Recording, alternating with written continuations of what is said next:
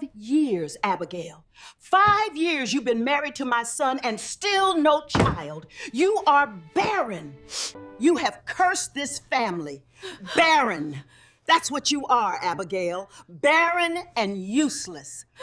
This is all your fault. I told you never to come back here. You hear me? Never! She was called Barren, not because it was true. She was mocked, rejected, humiliated, in a home where she gave nothing but love and loyalty. And when she was finally cast out, they thought her life was over. But sometimes, rejection is not the end. It is the beginning of a greater story. This is not just a story about pain. It's a story about strength, dignity, and the silent power of a woman who refused to break. If you love emotional stories that stay with you long after the end, then you are in the right place. Subscribe now, because the stories on this channel are not just told, they are felt. Abigail was a devoted wife with a heart full of hope and a love she believed would last forever. The morning sun slipped gently through the curtains, casting a warm glow across the small but neatly arranged living room. Abigail stood by the window, her hands wrapped around a cup of tea that had long gone cold. Her eyes were distant, lost somewhere between hope and quiet pain. It had been 5 years, 5 long years of marriage to Daniel, 5 years of smiles in public and whispers behind closed doors. Still no child? The neighbors would ask, their voices dripping with false sympathy. Abigail would smile politely. God's time is the best, she'd reply, even when her heart felt like it was slowly cracking. But inside the house, things were very different. Useless woman, her mother-in-law, Mrs. Thompson, snapped from the dining area. What exactly are you contributing to this family if you cannot even give us a child? Abigail lowered her gaze, her fingers tightening around the cup. She had heard these words so many times. They had started to echo in her dreams. I am trying, Mother, Abigail said softly. Trying? Mrs. Thompson scoffed loudly. Do you think children come from trying? Look at other women. They get pregnant within months. But you... She paused, eyeing Abigail with disdain. You are barren. The word landed like a slap. Barren. Abigail swallowed hard, forcing herself not to cry. She had learned that tears only made things worse. Just then, Daniel walked in, adjusting his tie as if nothing had happened. What's all this noise early in the morning? He asked casually. Ask your wife, Mrs. Thompson replied sharply. She is wasting your years. 5 years, Daniel. 5! And nothing to show for it. Daniel sighed, clearly annoyed, but not at his mother. Abigail, he said, his tone cold. Maybe you should consider seeing another doctor. Or maybe we need to face reality. Her heart skipped. What reality? That maybe you are the problem. The words cut deeper than any insult his mother had ever thrown on her. Abigail looked at him, searching his face for even a trace of support, but found none. I've been to doctors, she whispered, many times.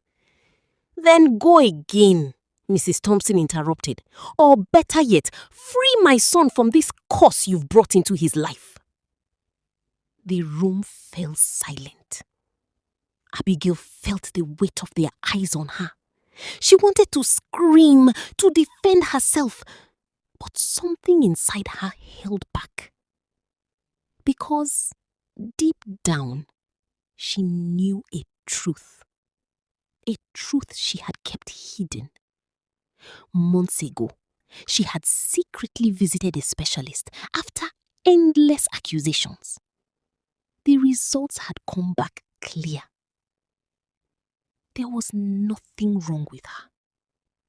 Nothing. The doctor had suggested that Daniel should also be tested, but Abigail never told him. Why? Because she knew his pride. Because she feared what it would do to their marriage. Because she loved him. And now, that love was being crushed under accusations she didn't deserve.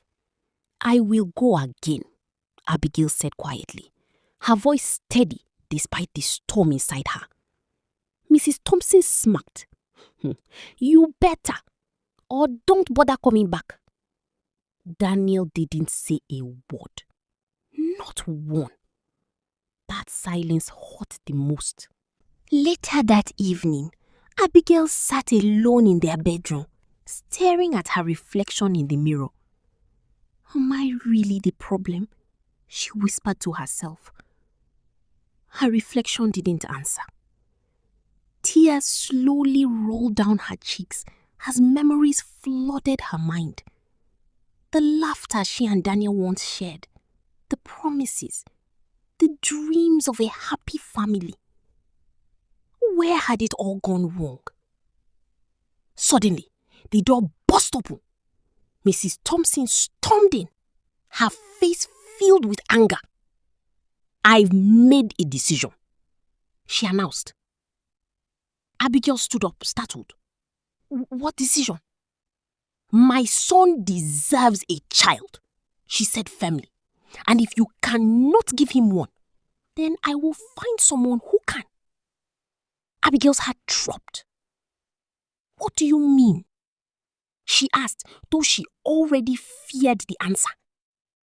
"I mean," Mrs. Thompson said coldly, "you will leave this house and Daniel will marry a real woman." The words echoed like thunder. Abigail turned to Daniel, who had just walked in behind his mother. "Daniel," she said, her voice trembling, "you're not agreeing to this, are you?"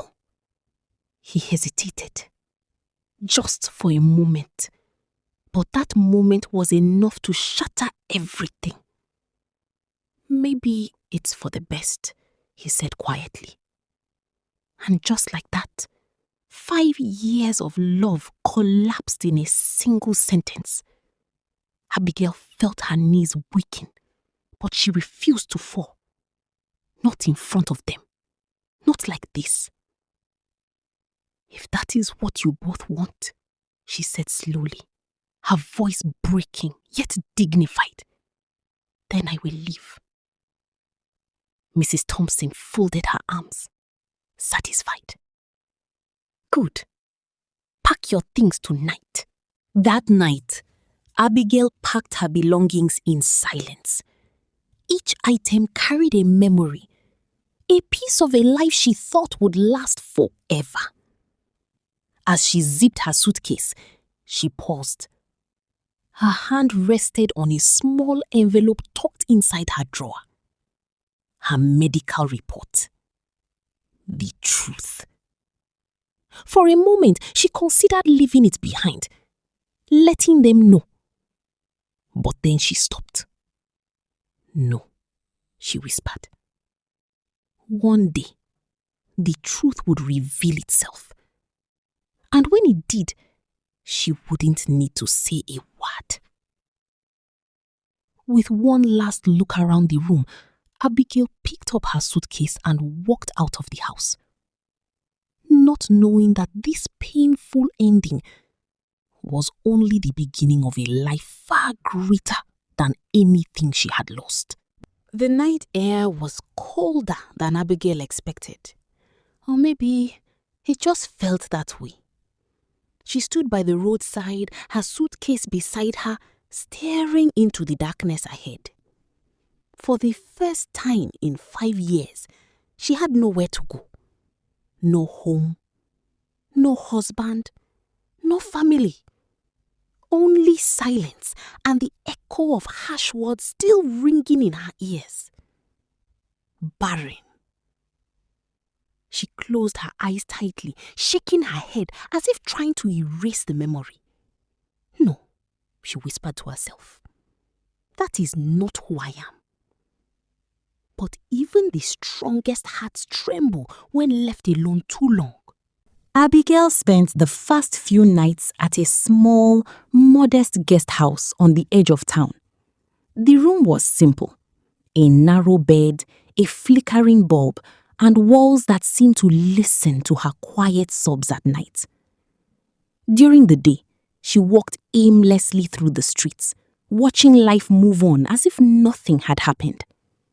Couples laughed, children ran past her, mothers held their babies close. Each sight felt like a tiny knife twisting deeper into her heart. Maybe they were right, she muttered one afternoon, sitting on a worn-out bench. Maybe I really am the problem. Excuse me? A calm, deep voice broke her thoughts. Abigail looked up, startled. Standing before her was a tall man in a neatly pressed suit. He looked to be in his late 30s, with a composed face and kind eyes that held a quiet strength. Are you all right? He asked gently. Abigail quickly wiped her face, embarrassed. Yes, I'm fine. The man raised an eyebrow slightly, clearly unconvinced. You don't look fine. She forced a small smile. I guess I'm just having one of those days. He studied her for a moment, then nodded. Fair enough.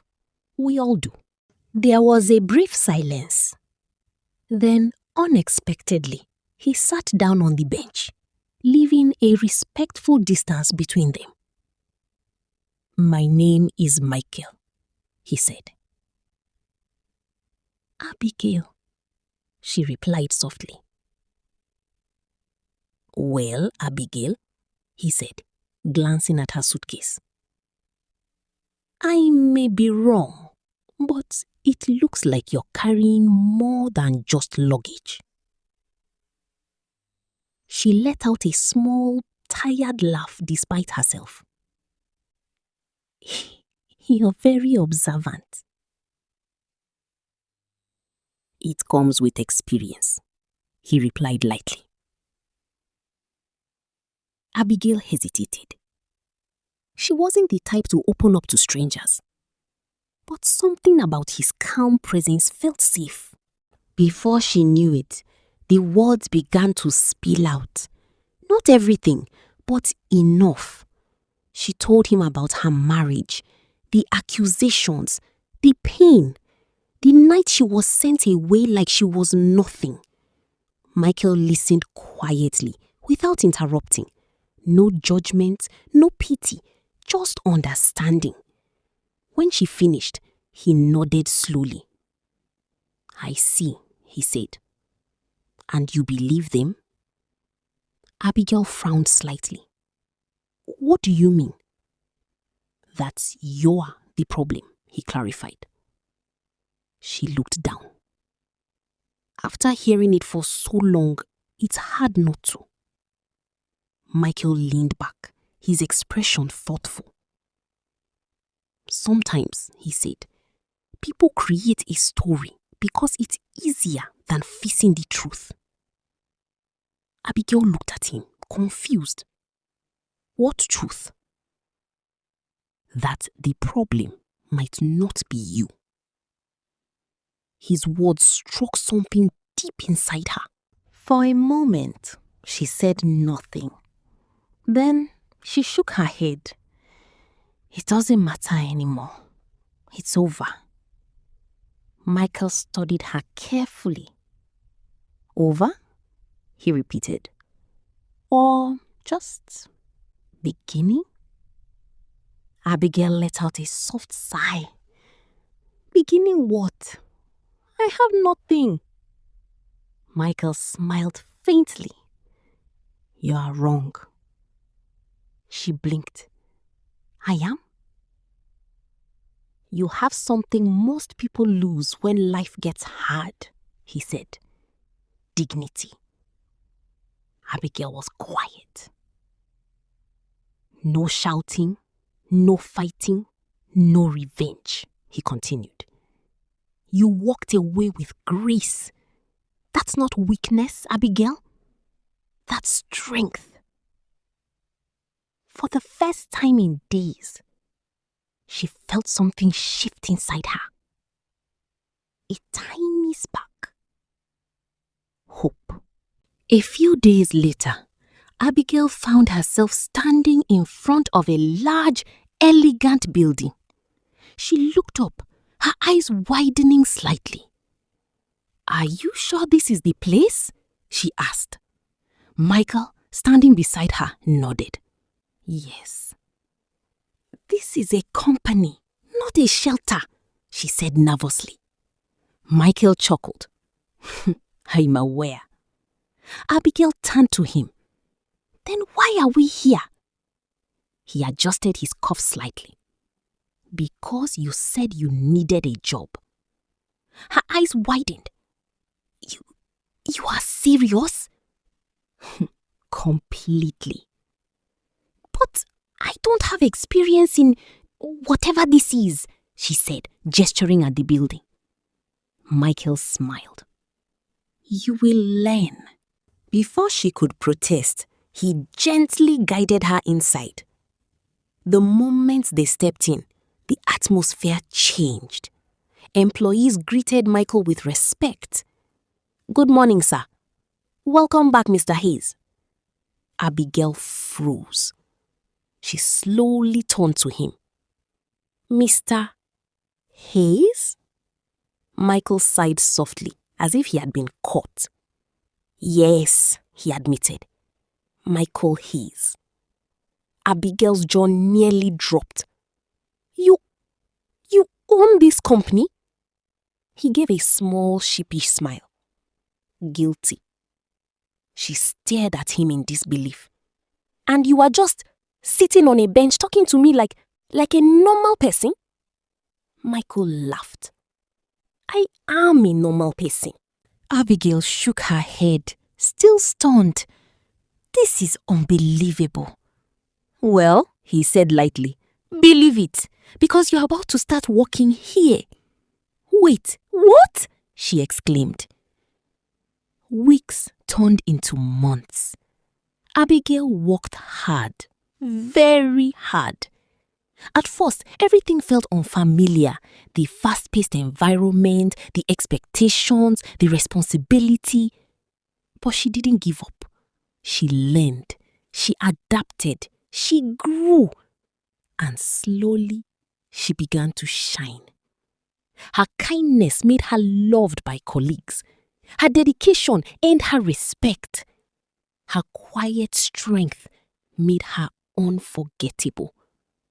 And through it all, Michael watched, not as a boss, but as someone who admired her resilience.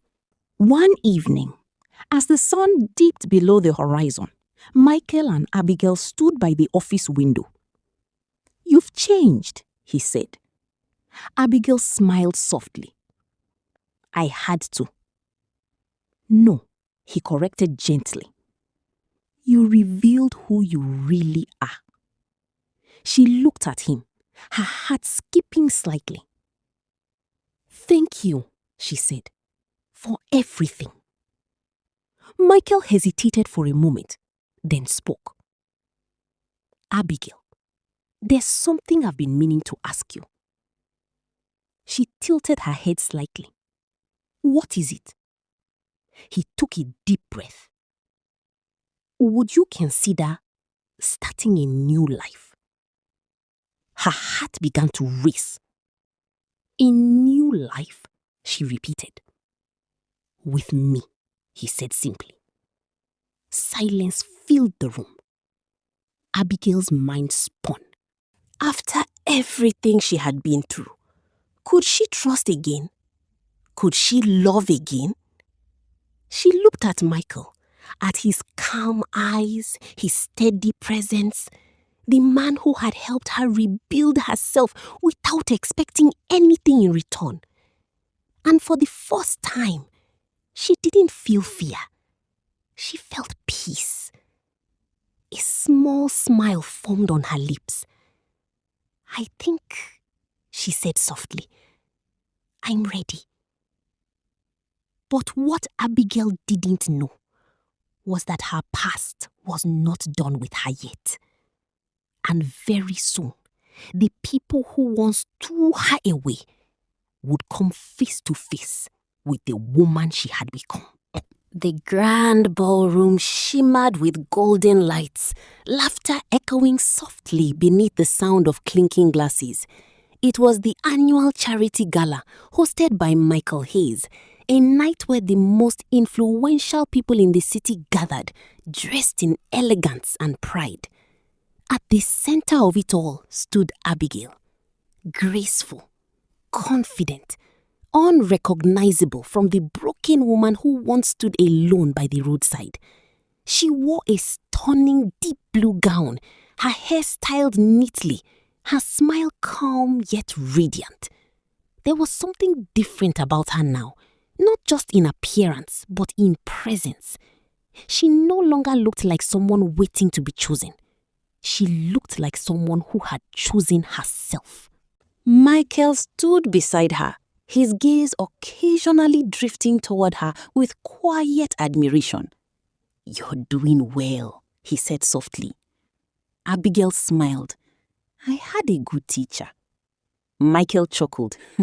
"I don't remember teaching you confidence." "You didn't," she replied. "You just reminded me it was there."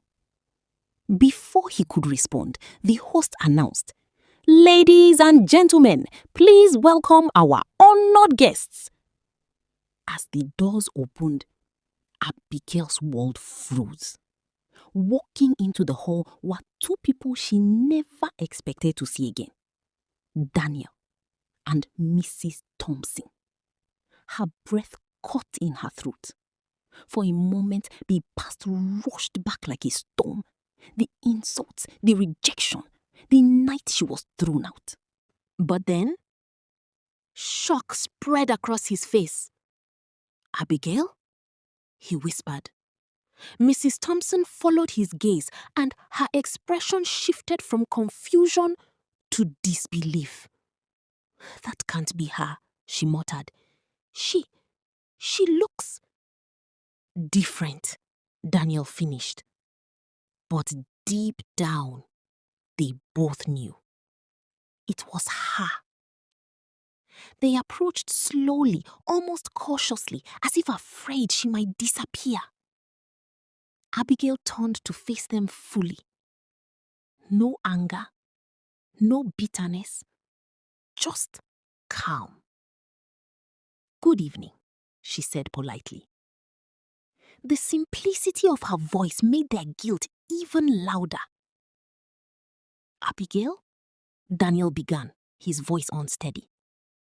"It really is you." She nodded slightly. "Yes, it is." Mrs. Thompson looked her up and down, clearly struggling to process what she was seeing. You look..." She hesitated. "Happy?" Abigail offered gently. The older woman swallowed hard. "Yes." There was an awkward silence. Then Daniel spoke again. We didn't know you would be here." Abigail raised an eyebrow slightly. "And why wouldn't I be?" Daniel hesitated. Before he could answer, Michael stepped forward. "Is there a problem?" he asked calmly.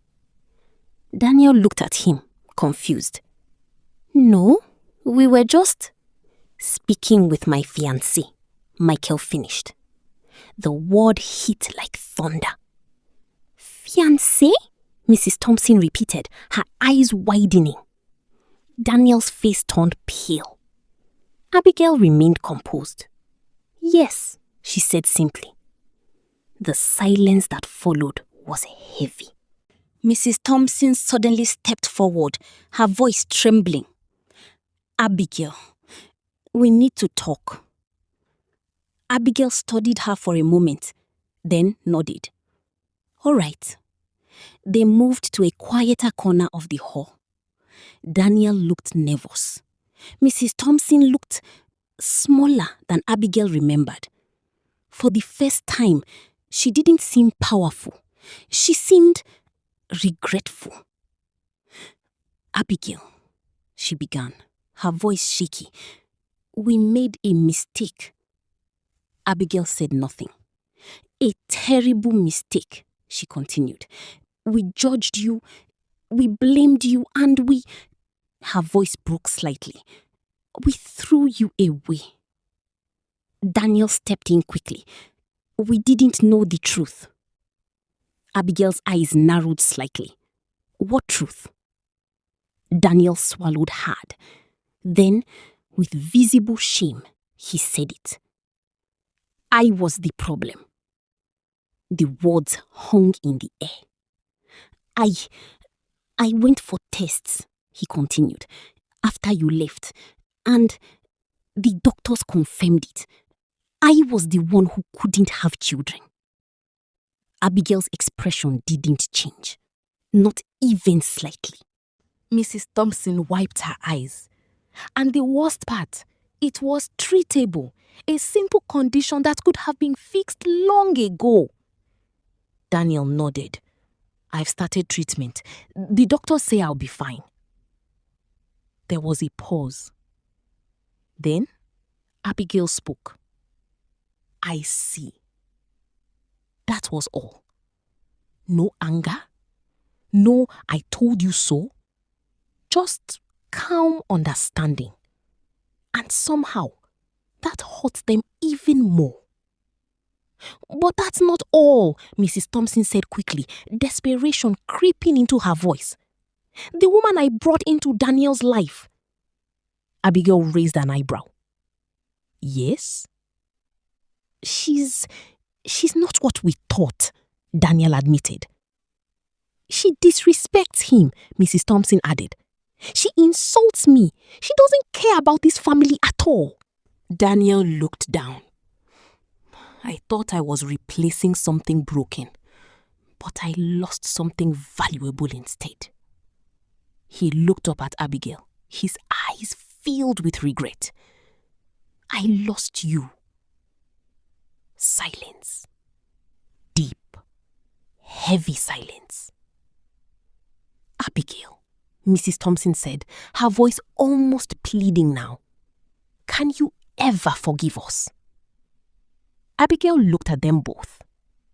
Really looked. She saw their regret, their guilt, their realization. And for a moment, the old pain flickered. But only for a moment. Then she smiled softly. I forgave you a long time ago, she said. They both froze. You did? Daniel asked. Yes, Abigail replied calmly. Not for you, but for myself. She took a small step back. But forgiveness doesn't mean going back.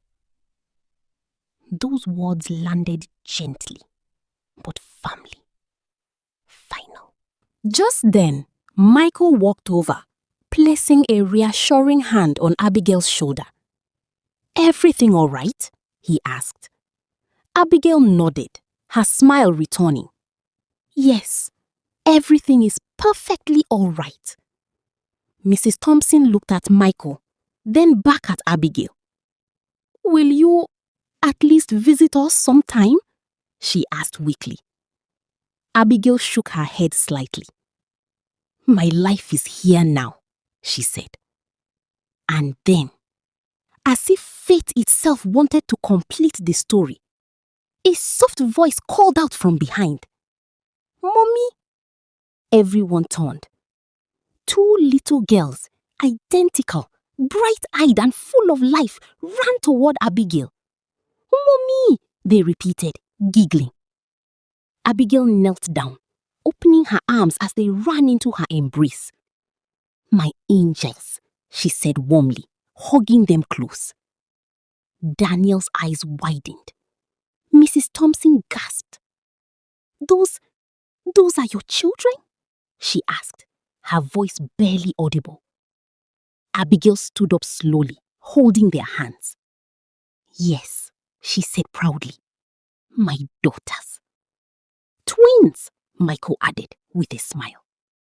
The silence that followed was deafening. Mrs. Thompson staggered back slightly, tears streaming down her face. "All this time," she whispered, "all this time, we called you Barren." Daniel closed his eyes, his regret overwhelming him. And standing right in front of them was the truth they had refused to see.